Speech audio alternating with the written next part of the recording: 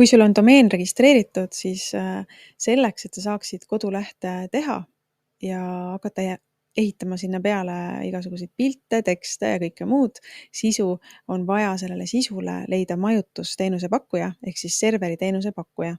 Serveri teenuse pakkujaid on nii Eestis kui ka mujal maailmas palju ja erinevaid, aga selles videos siis räägin sulle, millistest aspektidest siis tasub lähtuda, kui sa oled valimas enda kodulehele majutusteenuse pakkujat. Ja siin on siis välja toodud kõige olulisemad punktid, milleks on siis, et see server oleks turvaline ja et ta oleks ka kiire. Kiirus mõjutab väga palju sinu otsingu tulemusi, ehk siis mida kiirem on su leht, seda paremini ka Google seda kuvab külastajatele, sest Google on huvitatud, et kodulehe külastajad saaksid võimalikult hea kogemuse ja kui sinu koduleht laeb seal juba ikkagi rohkem kui mitu sekundit, siis kodulehe külastaja kaotab kannatlikkuse ja läheb kuhugi konkurendi juurde. Nii et üks oluline aspekt on siis kodulehe kiirus, et su koduleht avaneks kiiresti, et server ei saaks seal takistuseks ja teine väga oluline on ka turvalisus, et siis server oleks turvaline. Kolmas oluline asi, eriti alustajale, on siis see, et tehakse varukoopiaid. Ja näiteks veebimajutus teeb siis iga päev sinu kodulehest koopia, nii et kui juhtub midagi sinu lehega, siis õnneks sa saad seda alati taastada. Kolmandaks või juba neljandaks siis on väga oluline klienditeenindus. Klienditeenindus sa saad ka katsetada. Sa võid võtta siis erinevate veebiserveritega ühendust, veebimajutuse teenuse pakkujatega ühendust ja kontrollida, kui kiiresti nad vastavad sinu küsimustele. Eriti kodulehe tegemise alguses jällegi võib see olla väga oluline, et sa ei peaks ootama mitu tundi ja mitu päeva, enne kui sa siis saad järgmise sammuni minna.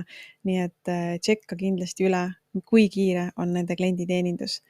Siis oluline on ka katkestused, sest kui juhtub näiteks, et sa oled panemas üles enda kodulehele, koduleht on valmis ja sa oled sellele tegemas siis mingit kampaaniat ja just on see tipphooaeg, kus tulevad siis potentsiaalsed kliendid sinu veebilehele, et uurida sinu pakutavaid teenuseid ja tooteid, siis on väga kurb, kui serveri teenuse pakkuja on parasjagu serveriga midagi lahti ja sinu veebilehed ei avane.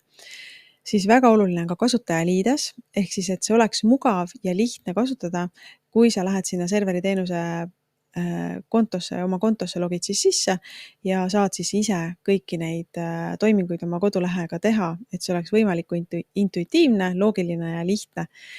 Ja hind loomulikult ka. Eestis võib-olla kõige enam tuntud on veebimajutuse teenuse pakkujatest on siis Sõun ja veebimajutus. Ja siis on veel teisi väiksemaid ka, nagu näiteks Radicenter, virtuaal.com ja nii edasi. Ja ma soovitan sul kindlasti guugeldada, enne kui sa otsustad siis, kus oma kodulehte majutada ja jälgida just neid aspekte, kuidas neid omavahel on siis võrdluses, aga lisaks, kui sa hakkad guugeldama parim veebimajutuse pakkuja ja nii edasi, siis tuleb sulle ka erinevaid artikleid, näiteks nagu siin vikster.ee, kes on juba teinud selle eeltöö ära ja on siis sellised tabelid ja võrdlused sinu jaoks kokku pannud, nii et seal sa saad siis ise otsustada, millise veebimajutuse juurde sa jääd.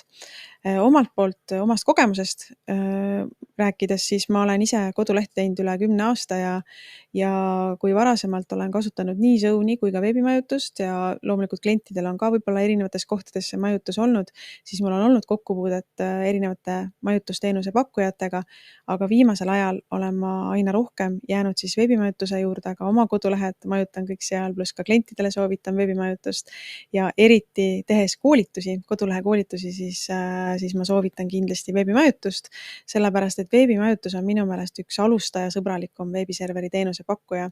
Nad vastavad hästi kiiresti, nad aitavad ka sul kodulehega edasi liikuda, kuigi see otseselt võib-olla ei puuduta nende nii-öelda seda tööd ja ülesannet, vaid on pigem aidata sul serveris ja iseteeninduses toimetada, siis nad aitavad sul tegelikult ka kodulehega edasi liikuda. Nad on hästi sõbralik ja tore klienditeenindus, nii et seda sul tasub kindlasti proovida ja julgelt nende käest abi küsida, kui sa oma kodulehega siis oled kuskil hätta jäänud.